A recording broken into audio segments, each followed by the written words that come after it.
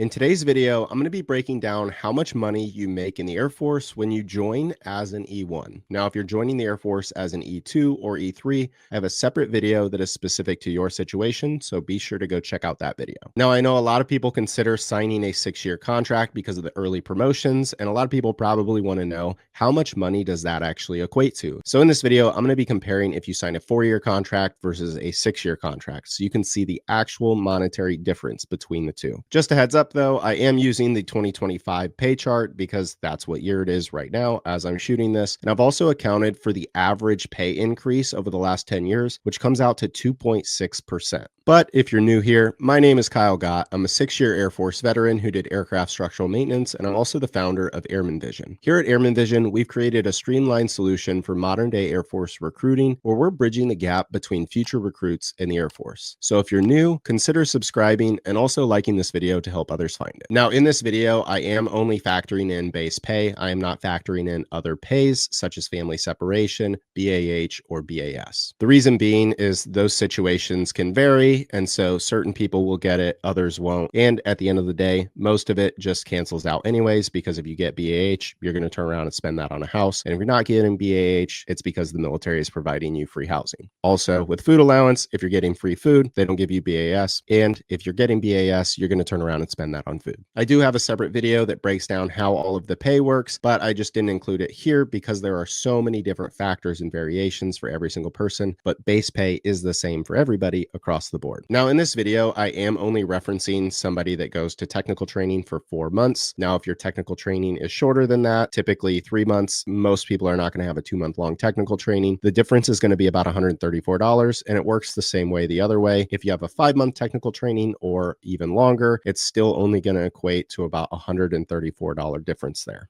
Overall, this video is to give you just a general idea. It's not going to be exact to the penny, but it will be very accurate as far as a generalized experience of what you can expect. And also, if you want to see a specific breakdown on how promotions work, whether you sign a 4 or 6-year contract and how long your technical training is, I have a separate video that deep dives into that information. Now, because I did use the 2025 pay charts to start this initial calculation, and then for every year pay raise, I factored in the 2.6% pay raise. But for future reference, if you're watching this and say 2028, hi people of the future, you're going to want to calculate this a little bit differently than what I have in this video. Now, I wouldn't expect you to go through and calculate every single month to figure that out, but if you just want to see what the 4-year total pay comes out to be, there's an easy equation that you can use to figure this out in the future. So you're going to want to take 1.026 to the power of whatever year it is right now while you're watching and subtract 2025 from it. And then you're going to multiply that number by the total 4-year total to give you your expected 4-year total for what you would experience. But before we jump into the charts, I do want to mention that at the end of this video, I'm going to be talking about how this year I've actually made less money than my first year in the Air Force. But this is also the second most I've ever traveled in a single year, and I've been able to maintain financial stability. It all ties back to how I used my pay and my time in the military to set a really strong financial foundation, and this is the information that I talk about in my book, Build Wealth in the Military. So if you've ever wondered how to turn your military pay into financial freedom, then you're definitely going to want to stick around to the end of the video. All right, I don't know how many of you guys are stat nerds like me, but I love analytics and data.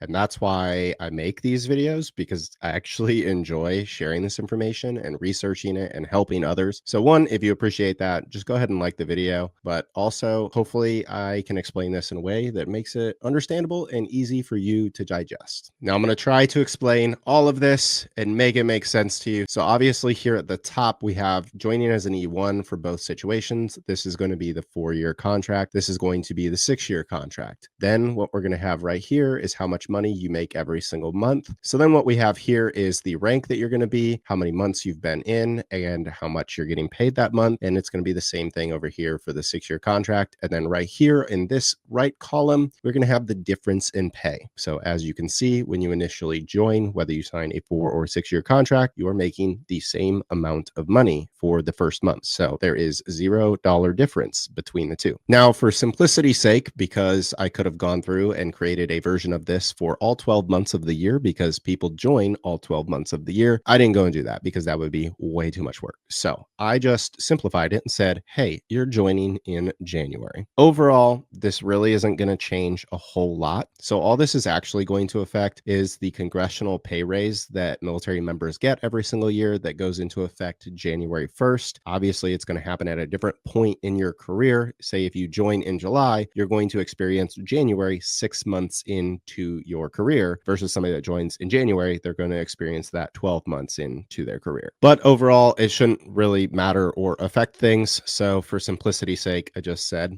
you're going to join in January. Again, this video is only for those of you that are joining the Air Force as an E1. If you are joining the Air Force as an E2 or an E3, this video is not for you. I have a separate video that I made just for you. Go check that one out because this will not matter to you. So we're going to go ahead and just jump right in. And obviously you're joining as an E1. So in both scenarios, you are going to start out as an E1. It is 2025. We are using the 2025 pay charts. And that means that a E1 with less than 4 months of service, there is a separate pay chart for E1s with less than 4 months of service. And they get paid $2,144.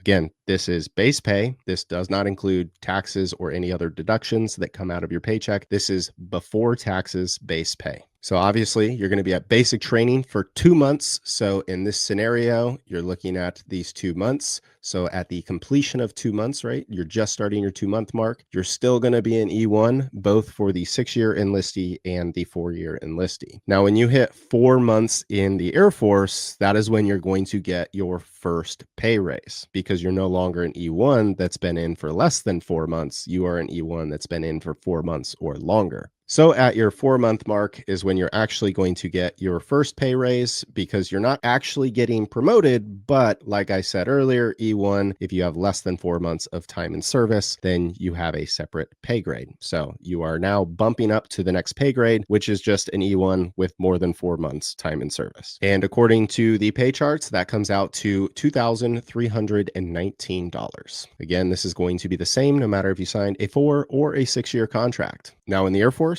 after 6 months of being an E1, you get promoted to E2. So the person that signed a 4-year contract, they're going to be getting this promotion right here, and they're getting bumped up all the way to $2,599. But as I said already, this example factors in a 4-month-long tech school. So this would actually be when you'd be completing technical training. So if you sign the 6-year contract, one of the incentives to doing that is that you get promoted to E3 upon completion of your technical training. So instead of this person being promoted to an E2 here, they actually skip E2 and go straight to E3. And E3 for the pay charts shows $2,733. And this is actually where the first pay difference happens because now the 6-year enlistee is 1 rank ahead of the 4-year enlistee. But this difference comes out to $134 a month. So then we're going to keep moving our way down and we're actually going to get to the 1-year mark before there is any change. And this is actually going to be that yearly congressional pay raise. So whenever Congress votes on the new pay package for the military, typically they include a small percentage increase. Over the last 10 years, that's averaged 2.6%. So that's what this difference is right here between these two. That's a 2.6% increase in pay. The reason that this jumps up by $3 is because 2.6% of this amount is $3 more than 2.6% of this amount. So at that 1-year mark, the person that signed a 6-year contract will still be making more money than the person that signed a 4-year contract, but it will only be $137 a month. And then as we continue to move down the scale, we're going to get to the 16-month mark. And this is when the 4-year enlistee is going to get promoted to E3. And as you can see right here, they get promoted to E3 and they are now making the exact same amount as the person that signed a 6-year contract. Now, some of you might be wondering, wait, shouldn't the person that's been in E3 longer get paid more? And no, the answer to that is your pay at your rank is based on how much time you have been in the Air Force, not how long you have been at a specific rank. So in this situation, if trainee A and trainee B both joined on the exact same day, but trainee A signed a 4-year and trainee B signed a 6-year, at 16 months in the Air Force, they would both be an E3 and they would both have 16 months in the Air Force. So according to the pay charts, they would actually be getting the same amount of pay. So as you can see, the difference over here now drops to 0 because they're getting the same amount of pay. And then we're going to jump down to the 2-year mark, which is where the next pay increase happens. And that is because they are hitting that congressional yearly pay. Again, this is going to happen at different times. This wouldn't happen at your 2-year mark, most likely, because unless you're joining in January, this will not be your exact scenario. If you had joined in July, your experience would have been 6 months in, you would have gotten that congressional pay raise. So that would have actually been in tandem with getting promoted to E2. And then at your 1.5-year mark, right, it would be in between these years where you would be getting that congressional pay raise. So essentially January 1st, wherever that falls in your situation, that is when that congressional pay raise is going to happen. So these blue highlighted pay raises essentially just shift to wherever January would be in your career. But like I said, simplicity, I just had somebody join in January just so I could walk through and just pick a day, and January was the first month of the year, so it made sense. So when you go from an E3 that has over 1 year experience to an E3 with over 2 years of experience, you're going to get that pay raise right here. So when that congressional yearly pay raise happens, that 2.6% roughly, it's going to change, it's going to fluctuate. Some years it might be 4 some percent, some years it might be 1. Over 10 years, the average is 2.6. So here, 2.6% increase results in $3,058. It's going to be the same across the board because everybody's going to be getting that in January. It doesn't matter what rank you are, everybody in the military is going to be getting that congressional pay raise if Congress voted to give military a pay raise that year. And then we're going to slide down because the next time that somebody gets a promotion or pay raise, it's going to be the 6-year enlistee, and they are getting promoted at their 30-month mark to E4. Now, if you want to get the explanation of why it happens at 30 months, the video that explains the promotion timeline, I break all of that down there. So in this situation, Airman A and Airman B are both at their 30-month mark, but the 6-year enlistee is getting promoted to E4, meaning they are getting a hefty pay raise here. So they are actually getting a $292 pay raise over the person that signed the 4-year contract. But as you can see, this pay raise is very short-lived because at the 3-year mark is when the 4-year enlistee is actually getting promoted to E4 as well. So then they will actually be the same rank. And because they are the same rank and they have both been in for the same amount of time, they are going to be making the same amount of money. And that therefore cancels out the pay difference. And then for the remaining year of the contract for the 4-year enlistee, both sides, the 6-year and the 4-year, are going to be making the same amount of money. So here's the good stuff, the meat and potatoes, right? We got the 4-year totals and we got the total differences between the two situations. So the 4-year enlistee earns a total of $145,705 in base pay over 4 years. The 6-year enlistee in their first 4 years will make $148,810. This comes out to a total of $3,105 over those 4 years that the 6-year contract is worth. Because at this point, if the 4-year enlistee decides to re-enlist, they are actually going to continue on as the same rank as the 6-year enlistee, and you guys are going to be on equal playing grounds pretty much the rest of the time that you're in. So there is no significant pay difference the rest of that time, even if you both did 20 years. Now, you could even argue that the 4-year enlistee might have an opportunity to make more money because if there is an enlistment bonus for E4s in their job, which isn't guaranteed and not all jobs offer re-enlistment bonuses, but if this job did offer one and it was eligible for E4s with 4 years of service, they could potentially get an enlistment bonus. Meanwhile, the person that signed a 6-year contract is locked in for those additional 2 years, where this person actually got a bonus to stay in for those additional years. But you could also go back and argue and say that this person has the chance to test earlier for staff sergeant, then therefore being a year ahead in the promotion cycle throughout the rest of their career. However, in this situation, joining in January, it actually doesn't result that way because they'd put on in July. This person would put on in January, meaning both of these people would be testing in May, June timeframe, and they would be finding out in August August if they made staff sergeant. And then if they both found out that they made E5, they would be putting on E5 together in September after their 4-year mark. So this breaks down to a total of $3,105 over the course of 4 years, which is a difference of $776 per year that a 6-year enlistee will make over a 4-year enlistee. This breaks down to an average of $65 per month that a 6-year enlistment is worth compared to a 4-year enlistment. Now, some of you might see this annual pay and scoff at this and go, $36,000, that's not a lot of money. Yeah, that is kind of true, but this is only part of the story. This doesn't factor in that your food is completely paid for and your housing is completely paid for. Those two alone can equate to $10, $15, $20,000. And you're typically going to have a phenomenal base gym that you're able to access for free, which is better than paying $50, $80, $100 a month to go to a gym. And you have free healthcare as much as you need to go to the doctor for whatever you have going on. Anything happens, you break your leg 12 times. You don't have to pay. I mean,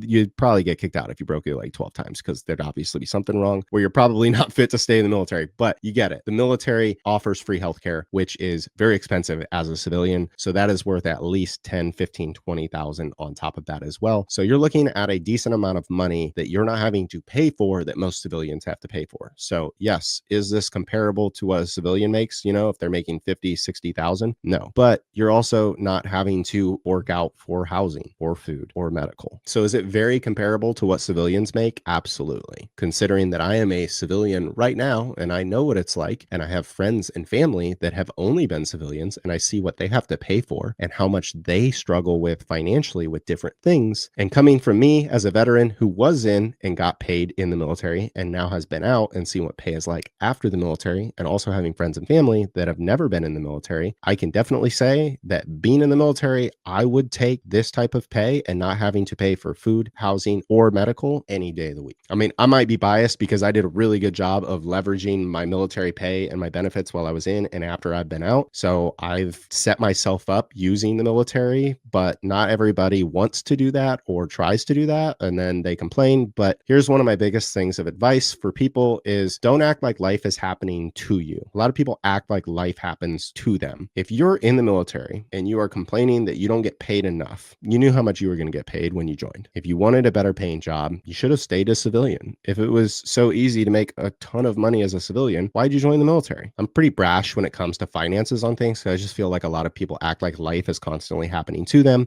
instead of them taking control of their own finances and their own situations and their own choices. Again, we all chose to serve in the military, knowing how much we get paid. You can either take advantage of the opportunities that you have, or you can just piss them all away and then complain that things aren't going your way. Personally, I think the military is one of the best stepping stones in life financially. And if you can't figure out how to manage your finances while you're in the military, odds are you're probably not going to understand how to manage your finances once you get out of the military. So now that you know that you're going to make over $140,000 over the first 4 years of your contract in base pay alone, let's talk about how to build wealth in the military, which is more relevant now than ever. With the 2025 government shutdown, service members had to go weeks without pay and hope for back pay once Congress passed a spending bill. During that time, they had to live off of their emergency savings. And unfortunately, a lot of service members have not prepared themselves for a situation like this. And that's exactly what I wrote the book for. It's to teach you how to use your time before, during, and after the military to set yourself up for financial success. Because you need to be using the time when you do have guaranteed pay to prepare yourself for the times when you don't have guaranteed pay. Because let's be honest, life is messy and it will not wait for anybody to get their finances in order. It will just happen. For me personally, last year was actually the most amount of money I've ever made in a single year. This year is actually the least amount of money I've made since I joined the Air Force in 2013. But because I was able to go from $15,000 in debt when I initially joined the Air Force to a net worth of over 6 figures 6 years later, and then I continued to use that momentum to save and invest, especially when I had really good years, I've been able to set myself up to thrive even on a year when I'm not making a lot of money. This year alone, I have gone to school full time at ASU. I moved from Nevada to Iowa. I went on a family cruise. I ran a half marathon. I finished my first triathlon. I've traveled to play in 4 hockey tournaments, and I've gone on at least a dozen other week-long trips. And I'm not even joking with you. I am going to be on a plane in 72 hours going to Italy. Today is going to be officially the longest distance I have ever ran, and this is